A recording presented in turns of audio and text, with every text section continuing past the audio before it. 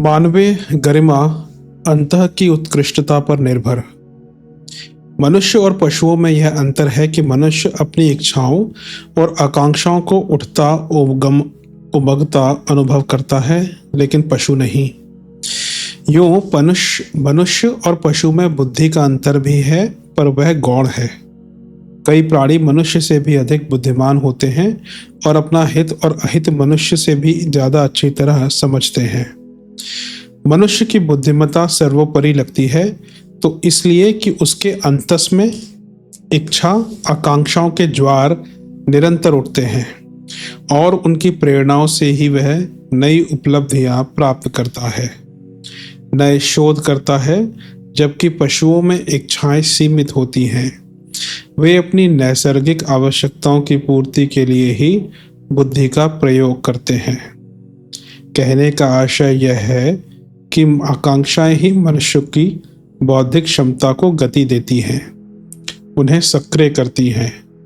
मनुष्य अपने आसपास कुछ ऐसी स्थितियां, ऐसी क्षमताएं और ऐसे साधन देखता है जो उसके पास नहीं है। बुद्धि उन्हें पास कर देती है और उसी का सूक्ष्म रूप अंतःकरण उन्हें पाने के लिए मचल उठता है, तथा जिसे हम बुद्धि के नाम से जानते हैं, वह चेतना उसे प्राप्त करने के उपाय सोचती है, उन्हें प्रयोग में लाने की चिंता और व्यवस्था करती है। अतः बुद्धि कहे या इच्छाएं, यही वह तत्व या चेतना है जो मनुष्य को अन्य प्राणियों से अलग करती है। अन्य प्राणी ना स्वास्थ्य की कामना करते हैं, ना धन चाहते हैं, ना ही उन्हें इस बात की चिंता है कि उनका प्रभाव क्षेत्र कितना व्यापक है, तथा ना ही वे यश की कामना करते हैं। यह मनुष्य ही है जिसके मन में कामना आकांक्षाएं उठा करती हैं और वह उन आकांक्षाओं की पूर्ति में व्यस्त हो जाता है। सामान्य मनुष्य स्वास्थ्य, धन, यश और प्रभाव की कामना करता है। उसके मन में इन्हीं के कल्पना चित्र बनते बिगड़ते रहते हैं। जैसे ही कल्पना चित्र स्थिर हुआ कि वह इनकी पूर्ति में लग जाता है, उसकी मानसिक शक्तियां उस चित्र को साकार करने में जुट जाती हैं। उसके शारीरिक क्रियाकलाप अपनी आकांक्षाओं को पूरा करने के लिए सक्रिय होने लगते हैं। इच्छाओं और आकांक्षाओं को इसी कारण मनुष्य की प्रगति का मूल कहा जाता है। दिखाई देने वाली प्रवृत्तियां जो बाद में उभरती हैं, वे आकांक्षाओं के रूप में ही जन्म लेती हैं। यो हमारे मन में कितनी ही इच्छाएं उठती रहती हैं, पर पूरी शायद उनकी 1% भी नहीं हो पाती। बाजार जा रहे हैं, अनेक दुकानों, कई सुंदर सुंदर चीजें दिखाई देती हैं। मन चुपचाप उन पर अपनी प्रतिक्रिया व्यक्त करता चलता है, उन्हें अच्छा या बुरा बताता जाता है। इसका यही अर्थ है कि मन उन्हें प्राप्त करने और छोड़ देने का निर्णय करता जा रहा है। ये प्रतिक्रियाएं इस बात का संकेत हैं कि मन उन चीजों की प्राप्ति की कल्पना करता चल रहा है और उस कल्पना से आनंदित होता जा रहा है, क्योंकि मन का यह स्वभाव है कि जिस चीज को वह पसंद करता है, उसे वह प्राप्त भी करना चाहता है। कई इच्छाएं तो उठकर बैठ जाती हैं। कुछ होती हैं जिन्हें साकार करने का विचार भर आता है, और कुछ ऐसी होती हैं जिन्हें प्राप्त करने की व्यक्ति चेष्टा भी करता है। इन सब के बाद कुछ एक ही ऐसी होती हैं जो पूरी हो पाती हैं। पर यह सत्य है कि मनुष्य इच्छाओं का पुतला है, और उसकी इच्छाएं किस स्तर की हैं, यह उसकी कार्य पद्धति, विचारों और क्रियाकलापों से पता चल जाता है। यह बात कई लोग कहते हैं कि मनुष्य कैसा है, यह उसके चेहरे पर लिखा होता है, और उसके चेहरे को देखकर पता लगाया जा सकता है कि वह क्या चाहता है। यह ठीक भी हो सकता है। शांत झील में जिस प्रकार एक पत्थर फेंकने से लहरें उठने लगती हैं और किनारे पर आकर ही दम लेती हैं, ठीक इसी प्रकार हमारी इच्छाएं क्या हो सकती हैं, यह चेहरे पर आने वाले हाव भावों से मालूम पड़ जाता है। कुछ ऐसी मोटी कसौटियां हैं भी जिनके आधार पर मनुष्य स्वभाव का निर्णय किया जा सकता है। जैसे व्यभिचारी और कामुक व्यक्ति की आंखों से निर्लज्जता टपकती रहती है, चोर, डाकू और बदमाशों के चेहरे पर एक नृशंस डरावनापन रहता है, बधिक की दुर्गंध से ही बकरी मिमियाने लगती है। इसी प्रकार सदाचारी, सौम्य और सज्जन स्वभाव के व्यक्तियों की मुखाकृति बता देती है कि वह व्यक्ति सात्विक स्वभाव का है। विचारयुक्त और गंभीर मुंह कह देता है कि यह व्यक्ति विद्वान और विचारशील है। प्रेम व आत्मीयता के भाव से जीव जंतुओं की ओर देखें तो वे हमारी ओर खींचे चले आते हैं। उसी क्षण यदि हम अपने चेहरे का भाव बदल लें और उन्हें क्रूर दृष्टि से देखने लगे तो पास खड़े जानवर दूर खिसक जाएंगे। मनुष्य इच्छाओं का पुतला है और आकांक्षाएं उसका जीवन। इच्छाओं और आकांक्षाओं के चक्कों पर ही मनुष्य जीवन की गाड़ी दौड़ती है, अन्यथा उसकी सामान्य आधारभूत आवश्यकताएं तो इतनी थोड़ी सी हैं कि वे थोड़े से समय और थोड़े श्रम द्वारा ही पूरी हो सकती हैं। आवश्यकताओं के आधार पर ही यदि मनुष्य का मूल्यांकन और महत्व विश्लेषित किया जाए तो लगेगा कि पेट भर खाना मिल जाए, तन ढकने को कपड़ा मिल जाए और हवादार आरामदेह मकान हो तो इसके बाद उसकी कोई ज़रूरत नहीं है। इससे आगे शिक्षा और मनोरंजन भी जोड़े जा सकते हैं, पर वे भी बौद्धिक विकास के आधार पर हैं। बौद्धिक आवश्यकता ना हो तो इनकी कोई ज़रूरत नहीं है। शिक्षा जहाँ मनुष्य के बौद्धिक विकास और मानसिक शिक्षण से संबंध रखती है, वहीं मनोरंजन इन विशिष्ट चेतनाओं को विश्राम देने तथा सुख प्राप्त कराने के लिए होता है। पशु भी अपने बच्चों के साथ अठखेलियाँ करते हैं और किलकारियाँ भरते हैं, पर उन क्रियाओं को मनोरंजन नहीं कहा जा सकता, क्योंकि पशुओं में बुद्धि और उसकी स्फुरणा, इच्छा जैसी कोई हलचल नहीं दिखाई देती। अगर कुछ होती भी है तो नहीं के बराबर। अतः मनुष्य के समग्र विकास और उसकी सभ्यता के उच्च स्तर का दारोमदार बुद्धि एवं आकांक्षा पर जाता है। सामान्य इच्छाओं से ऊंचा उठकर और समाज को दृष्टिगत रखकर अपनी क्रियाओं को नियोजित करने वाले व्यक्ति मनुष्यता के विकास में योगदान दे पाते हैं। इस श्रेणी के व्यक्ति महामानव स्तर के होते हैं। इसका सबसे निचला छोर है उन लोगों की मनोभूमि जो अपने ही सुख को केंद्र मानकर चलते हैं। एक को श्रेय सम्मान मिलता है तो दूसरे की आत्यांतिक लिप्तता उसे अपमान तथा निंदा का पात्र बनाती है। क्योंकि दूसरों का सहयोग, अनुदान और उपकारों से हम आगे बढ़ते हैं तो देवत्व की इस मर्यादा के अनुरूप हमें भी तो चलना होगा। देवत्व की यह विशेषता है जिसके कारण मानव जीवन और समाज आगे बढ़ता है, गतिवान होता है। उस स्थिति की कल्पना भी नहीं की जा सकती जबकि कोई वैज्ञानिक दुनिया के राग रंगों को छोड़कर मशीनों का आविष्कार नहीं करता और मनुष्य के श्रम की कठोरता को कम नहीं करता। तब क्या होता? कोई चिकित्सा विज्ञान का साधक होता है जो अपनी सारी जिंदगी बीमारियों से लड़ने तथा उनका इलाज खोजने में बिता देता है। कोई एक साहित्यकार होता है जो मनुष्य के चिंतन को आगे बढ़ाता है और पुस्तकों के रूप में अपनी विरासत अगली पीढ़ी के लिए छोड़ जाता है। संभव है कि इन कार्यों के मूल में व्यक्ति की अपनी महत्वाकांक्षा भी जुड़ी हो, पर वह महत्वाकांक्षा इतने ऊंचे स्तर की होती है कि उसमें मनुष्य जाति के कल्याण का उद्देश्य भी जुड़ा होता है और इन आकांक्षाओं को पूरा करने में जो कठोर श्रम करना पड़ता है तथा जिन कठिनाइयों से सामना होता है, वे स्थितियां व्यक्ति की साधना को तप साधना बना देती हैं। उत्कृष्ट और मध्यम स्तर की इच्छाओं के साथ ऐसी इच्छाएं रखने वाले व्यक्ति भी मिलते हैं जिन्हें ना समाज की चिंता रहती है और ना ही इस बात से कोई सरोकार कि हमारे प्रयत्नों में से थोड़े बहुत देवत्व की सीमा में भी आते हैं या नहीं। अपना सुख ही उनके लिए सर्वोपरि लक्ष्य होता है और उसकी प्राप्ति के लिए हर तरह के प्रयास औचित्य में आते हैं। उन्हें इस बात की चिंता भी नहीं रहती कि हमारे प्रयत्नों से किसी का भला हो रहा है अथवा बुरा। जैसे कोई व्यक्ति धन को ही सर्वोपरि मानता है और उसे प्राप्त करने के लिए ही हर उचित अनुचित प्रयास करता है। अगर व्यापारी हो तो मुनाफाखोरी से लेकर मिलावट और अपने उत्पादन का गुणानुवाद कर अपने माल को खपाने की कोशिश करेगा। नौकरी पेशा हुआ तो किसी काम के लिए आने वाले व्यक्ति से अनाप शनाप रिश्वत ऐंठने का प्रयत्न करेगा। मजदूर हुआ तो कम काम कर अधिक पैसा प्राप्त करना चाहेगा। ये सब इच्छाएं निकृष्ट स्तर की पशुता से भी गिरी हुई ही कही जाएंगी। उचित तो यह है कि व्यक्ति जितना समाज से ग्रहण करता है उसके बराबर समाज को दे भी। माना कि पैसे से हर चीज खरीदी जा सकती है, पास में पैसा हो और इच्छित चीज ना मिले तो पैसे की क्या उपयोगिता। पैसे की व्यवस्था और उसके क्रय विक्रय की परंपरा तो इसलिए बनी है कि उसके माध्यम से समाज के सभी सदस्यों की आवश्यकताएं पूरी होती रहें। अन्यथा पैसा देकर खरीदने से उस वस्तु का पूरा मूल्य नहीं चुकाया जा सकता।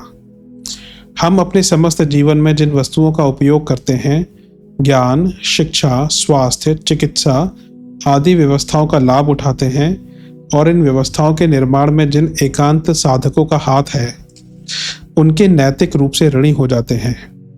उस ऋण से उऋण होने का तकाजा है कि हम अपने प्रयत्न द्वारा आंशिक रूप से ही सही उन परंपराओं को कायम रखें जो कि उनके आविष्कर्ताओं ने आरंभ की है। अब यह हो नहीं सकता कि रविंद्रनाथ टैगोर द्वारा रची गई कृतियों से पुरातन काल से चली आ रही ज्ञान विज्ञान की धाराओं के प्रणेताओं को अपनी कृतांजलि अर्पित करें। जिन मनीषियों और साधकों का इन उपलब्धियों के मूल में सारे जीवन का पुरुषार्थ और संपूर्ण जीवन की साधना कारण रूप में उपस्थित है, उनके प्रति कृतज्ञता व्यक्त करने का यही व्यवहारिक उपाय रह जाता है कि उसी अनुपात में थोड़ा समाज के लिए भी करते रहें। जो इस नैतिक दायित्व से पलायन करते हैं उन्हें मानवीय गुणों से संपन्न तो नहीं कहा जा सकता। इतना भी ना बन पड़े तो कम से कम यह नहीं होना चाहिए कि हम अपनी इच्छाओं की पूर्ति के लिए दूसरों को हानि पहुंचाकर अनैतिक अनुचित उपाय अपनाकर अपना लाभ कमाने की बात सोचें। इस रीति नीति को अपनाकर कोई व्यक्ति थोड़े समय के लिए सुखी बनकर अपने अहम को भले ही तुष्ट करे, पर परिणामतः वह बुरा है। समाज के पक्ष में तो यह स्थिति बुरी कही जाएगी, जिससे कि सामाजिक व्यवस्था में कोई सहयोग मिलने के स्थान पर उल्टा विघ्न पड़ता है। स्वयं व्यक्ति के लिए भी वह कोई स्थायी लाभ का आधार नहीं बनाती। मनुष्य को अपनी गरिमा को सतत याद रखना होगा। नर पशु एवं देव मानव में यही तो अंतर है। सृष्टि के क्रम में यह स्वाभाविक है कि प्रगति वांछित दिशा में हो, यही श्रेष्ठकर भी है। इसमें सृष्टा की इच्छा पूर्ण होती है। सृष्टि का क्रम चलता है और प्राणी को उत्साहपूर्वक आग्रगमन का मार्ग मिलता है। बुद्धिमता इसमें है कि इस गति चक्र की दिशाधारा को सही बनाए रखा जाए और श्रम की सार्थकता प्रकट होते रहने का सुनियोजित निर्धारण एवं व्यवस्थाक्रम बनाया जाए। भटकाव तब उत्पन्न होता है जब मात्र भौतिक प्रगति को ही सब कुछ मान बैठा जाता है और उसी के साथ साथ आत्मिक प्रगति के जिस संतुलन को अनिवार्य रूप में बनाए रहना आवश्यक है, उसकी उपेक्षा की जाने लगती है। उपार्जन में जिस कुशलता की आवश्यकता है, उपयोग में उससे कम नहीं वरन अधिक ही दूरदर्शिता चाहिए। अन्यथा अनगढ़ दृष्टिकोण उपलब्धियों का सदुपयोग ना कर सकेगा। दुरुपयोग होने पर तो उपयोगी वस्तुएं भी हानिकारक सिद्ध होती हैं। बंदर के हाथ तलवार जैसा बहुमूल्य शस्त्र पड़ जाने पर संकट ही संकट खड़ा होता है। उसी प्रकार संपदा का प्रयोक्ता यदि अदूरदर्शी हो तो हर स्तर के भौतिक उपार्जन अपने तथा दूसरों के लिए हानिकारक, कष्टकारक सिद्ध होते रहेंगे। अतएव भौतिक उपलब्धियों का उत्साहपूर्वक उपार्जन करते समय यह ध्यान रखे जाने की आवश्यकता है कि प्रयोक्ता का विवेक उपयुक्त मात्रा में जग रहा है या नहीं। कोई किसी को सहयोग क्यों दे? अपनी इच्छा सहयोग प्राप्त करने की हो सो ठीक है, पर देखना यह भी है कि दूसरा कोई क्यों अपने समय, श्रम, मनोयोग, उत्साह, कौशल आदि किसी को देने की हानि उठाए। अपनी ही तरह दूसरों के भी स्वार्थ हैं। जब हम अपने ही लाभ या सुख की बात सदा सोचते रहते हैं और उसी आधार पर कुछ करने के लिए प्रयत्नरत होते हैं, तो दूसरे भी क्यों ना वैसे ही स्वभाव के होंगे। मनुष्यों की आकृति में बहुत अंतर नहीं है, उसी प्रकार प्रकृति भी प्रायः मिलती जुलती है। स्वार्थ सभी को प्रिय है, पर इसके लिए साधन जुटाने में आदान प्रदान की आवश्यकता तो पड़ेगी ही।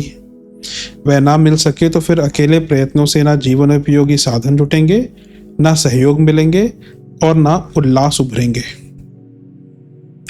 जीवन सत्ता एक साझे का व्यवसाय है जिसमें शरीर और चेतना दो हिस्सेदारों की अपने अपने ढंग की महत्वपूर्ण भागीदारी है। इन दोनों के समन्वय सहयोग से ही समग्र उद्देश्य की पूर्ति होती है। गाड़ी के दो पहिए मिलकर ही उसे गति प्रदान करते हैं। एक पैर से चल सकना तो दूर, खड़े रह सकना भी कठिन है। असली ना सही नकली पैर का सहारा तो लेना ही पड़ता है। नाव खेने में एक हाथ से डांड चलाने पर संतुलन नहीं बनता। इसी प्रकार प्रगति की आकांक्षा मात्र दूसरों का श्रम या साधन उपलब्ध करने से पूरी नहीं होती। उसमें जीवित रहने की, शरीर निर्वाह की आवश्यकताएं पूरी होती रह सकती हैं, पर प्रगति इतने तक ही सीमित नहीं है। जीवन सत्ता का सर्वोपरि पक्ष चेतना है। चेतना की भी अपनी कुछ आवश्यकताएं हैं। शरीर की भूखों से सभी परिचित हैं और उसकी पूर्ति के प्रयत्न इंद्रिय तृप्ति के रूप में करते हैं। पेट प्रजनन के साधन जुटाने के रूप में चलते भी रहते हैं। समझा जाना चाहिए कि अंतर चेतना की भूखें भी अपने ढंग की हैं और वे विशुद्ध रूप से भावनात्मक हैं। चेतना ज्ञान एवं भावना के समन्वय में प्रकट परिलक्षित होती है। इसकी तृप्ति एवं पुष्टि दूसरों की सद्भावनाएं अर्जित करने पर ही संभव है। अस्तु प्रयत्न यही होना चाहिए कि सहकारिता का आश्रय लेते हुए यह भी देखा जाए कि अंतःकरण को उल्लास दे सकने वाली सद्भावनाओं को अर्जित कर सकना संभव हो रहा है या नहीं। यदि नहीं तो समझना चाहिए कि सर्वतोमुखी प्रगति की बात बनी ही नहीं। सहकारिता का भाव पक्ष अंतरात्मा की तुष्टि के लिए और साधन पक्ष शरीर पोषण के लिए समान रूप से आवश्यक है। अस्तु दोनों ही क्षेत्रों में दोनों ही प्रयोजनों के लिए समग्र सहायता उपलब्ध करने के लिए प्रयत्न चलने चाहिए। यह कैसे हो? इसका उत्तर एक ही है, मूल्य चुकाकर। जिस प्रकार सुविधा सामग्री उपलब्ध करने के लिए अपने श्रम साधनों का प्रतीक पैसा देना पड़ता है, उसी प्रकार दूसरों की सद्भावना प्राप्त करने के लिए बदले में अपनी बनावटी शिष्टाचार परख ही नहीं वरन अंतरल की गहराई से निकली हुई आत्मीयता प्रदान करनी पड़ती है। सर्वविदित है कि जैसा बोया जाता है वैसा ही पौधा उगता है और फल मिलता है। घटिया बीज बोया जाए तो उसी स्तर की फसल कटेगी। आरंभ अपनी ओर से, प्रतिक्रिया दूसरों की ओर से प्रस्तुत किए जाने की परंपरा है। ऐसा कहाँ होता है कि पहले दूसरे लोग अपना सहायता उपक्रम चलाएं, इसके बाद अपनी ओर से कृतज्ञता व्यक्त की जाए या कीमत चुकाई जाए। पोस्ट ऑफिस स्टेशन कहीं भी जाइए, पहले पैसा देना पड़ता है, पीछे पोस्टकार्ड, टिकट आदि मिलते हैं। क्रिया की प्रतिक्रिया होती है, ना कि प्रतिक्रिया उपलब्ध होने के बाद क्रिया के रूप में बदला चुकाया जाता है। पहले अपनी ओर से करने और बदला दूसरों की ओर से मिलने का सिद्धांत सर्वमान्य है। उधार खाता तो कभी कभी किन्हीं किन्हीं विशेष अवसरों पर विशेष व्यक्तियों के लिए ही प्रयुक्त होता देखा गया है। बैंक में राशि जमा करने पर ही तो चेक भुनाने की सुविधा मिलती है। हमें दूसरों के खेत में अपनी सद्भावना के बीज बोने चाहिए ताकि उपयुक्त समय पर उपयुक्त परिणति की आशा बन सके। अभिभावक बच्चों के साथ जो स्नेह दुलार करते हैं उसी की परिणति बच्चे बड़े होने पर अभिभावकों की सेवा शुश्रूषा के रूप में प्रस्तुत करते हैं। प्रगति स्वाभाविक भी है और सुखद भी, पर उसके लिए आकांक्षा की मौलिक किंतु अनगढ़ प्रवृत्ति को उद्देश्यपूर्ण उच्च स्तरीय बनाना पड़ता है। अन्यथा अनगढ़ आकांक्षा पाशविक हो सकती है और नीति मर्यादाओं के समस्त अनुबंधों की उपेक्षा करके अनैतिक एवं आक्रामक तरीके अपनाकर भी उद्वत तृष्णा वासना के रूप में प्रकट हो सकती है। इससे प्रयास भी निरर्थक जाएगा और परिणाम भी उल्टा मिलेगा।